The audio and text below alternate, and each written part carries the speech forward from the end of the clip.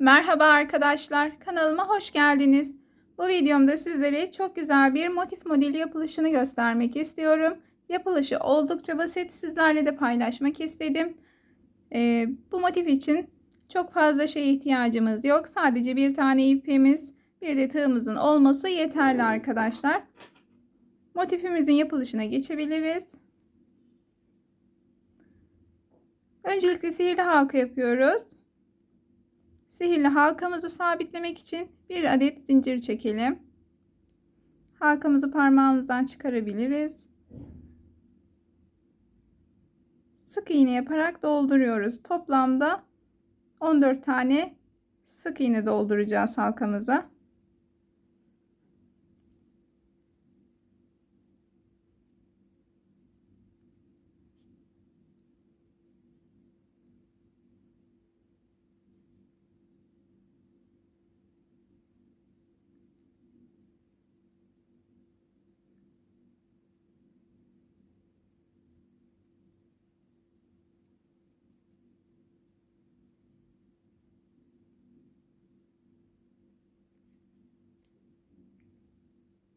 ...14 tane sık iğnemi doldurdum. Buradaki ipi şöyle biraz çekebiliriz. Sıkılaştıralım. Sonrasında başlangıçta yaptığımız zincirle birleştiriyoruz. Bu şekilde birleştirdik. 4 tane zincir çekiyoruz. Buradaki ipi keselim, elimize takılmasın. 2 kere doladık. Hemen yanındaki sık iğnenin tepesine batıyoruz. Üçlü trabzan yapıyoruz. 3 kere doluyoruz. Aynı dibe, aynı ilmeğin içine tekrar batıyoruz. Dörtlü trabzan yapıyoruz.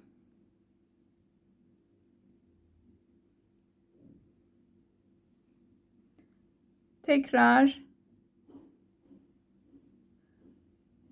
4 kere doluyoruz.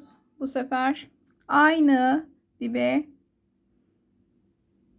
batıp bu sefer 5 kere de topluyoruz. Evet. İpimiz doluyoruz tığımıza bir kere. Şimdi şu araya, aradan tığımızı geçirip bir tane ilmek alıyoruz. Tekrar doluyoruz. Tekrar ilmek alıyoruz. Tekrar doluyoruz. Tekrar ilmek alıyoruz. 3 oldu arkadaşlar. 8 tane olması gerekiyor toplam. 4 5 6 7 8 tane ilmek aldım. Şimdi bir kere doladım. Şu aradan tek tek topluyorum arkadaşlar. Bakın. Tığımı geçirdim. Burada bir tanesini topladım. İlmek alıyorum. Tekrar geçiriyorum. Bir tanesini topluyorum. Tekrar ilmek alıyorum. Bir tanesini topluyorum. Bu şekilde arkadaşlar tek tek hepsini topluyoruz.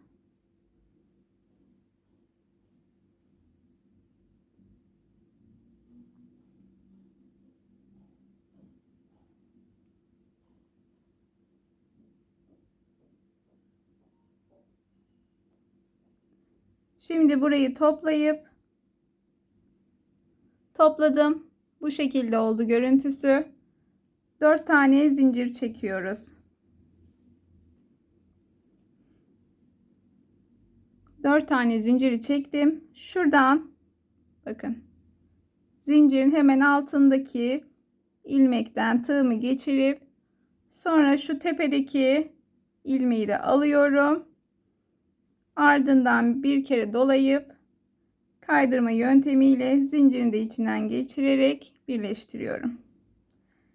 Şimdi şu tepeye batıp kaydırma yöntemiyle birleştiriyorum. Tekrar bu şekilde arkadaşlar. tepelerdeki ilmekleri batıp kaydırma yöntemiyle aşağıya doğru iniyoruz.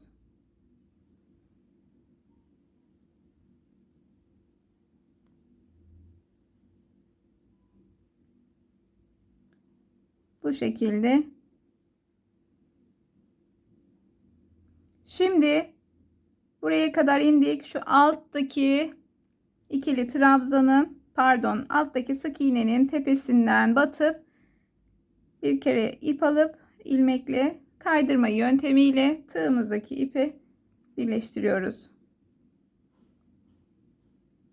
Çok pardon, katından alındı. Şurayı hemen düzelteyim.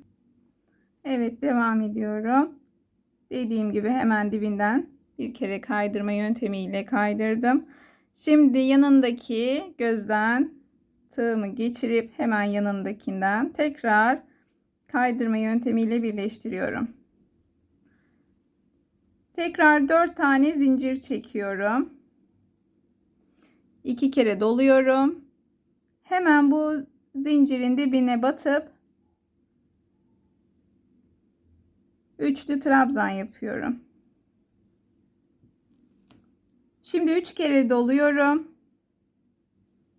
4 kere de toplayacağım arkadaşlar. Şimdi 4 kere doluyorum. 5 kere de toplayacağım. Beşli trabzan diyelim. Evet, burada bir kere doluyoruz. Şu aradan zincirli üçlü trabzanın arasından tığımızı batırıp geçirip bir ilmek alıyoruz. Tekrar bir kere doluyoruz. Bir tane daha ilmek alıyoruz. Tekrar doluyoruz. Bir tane daha dola, ilmek al. Bu şekilde toplam 8 tane olacak. 5, 6, 7, 8 tane ilmek aldım. Bir kere doladım. Önce bir tanesini topluyorum. Pardon, ipim çıktı. Bir tanesini topladım. Şimdi tekrar ilmek alıp ikinciyi topladım. İlmek alıp üçüncüyü topladım. Hepsini tek tek topluyoruz arkadaşlar.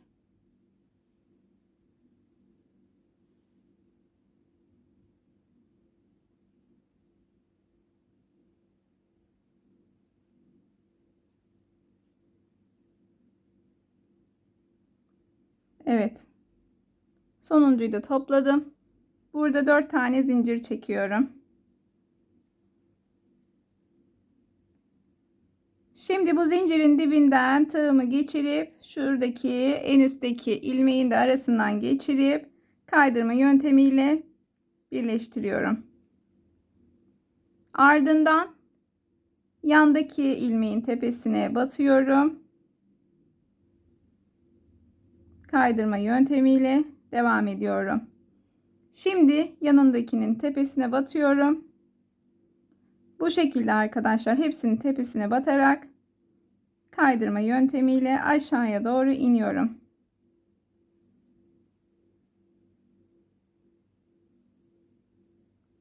Evet, hepsini topladım. Şimdi hemen zincirin yanındaki ilmeğin tepesine batıyorum. Kaydırma yöntemiyle birleştirdim. Yanındaki göze batıyorum. Yine kaydırma yöntemiyle birleştirdim. Yine buraya geldiğimizde 4 tane zincir çekiyoruz. Evet arkadaşlar, bu motifin yapılışı bu şekilde. Ben hemen etrafı dönüyorum. 6 tane yaprak olması gerekiyor. Ben bitirip son sırada geliyorum. Evet arkadaşlar, motifimin sonuna geldim. Burayı da aynı şekilde doldurdum. Hemen altına, alttaki sık iğnenin tepesine kaydırma yöntemiyle birleştirip bir tane zincir çekerek koparıyorum. Bitmiş hali bu şekilde. Bunu da hemen arkada yürüteceğim. Bakın arkadaşlar. Daha önce bir tane daha yapmıştım. Bir tane ortasına boncuk diktim. Dilerseniz bu şekilde kullanabilirsiniz. Bir tane de pembe yapmıştım. Beni buraya kadar izlediğiniz için hepinize çok teşekkür ediyorum. Videomu beğenip kanalıma abone olursanız sevinirim. Hoşça kalın.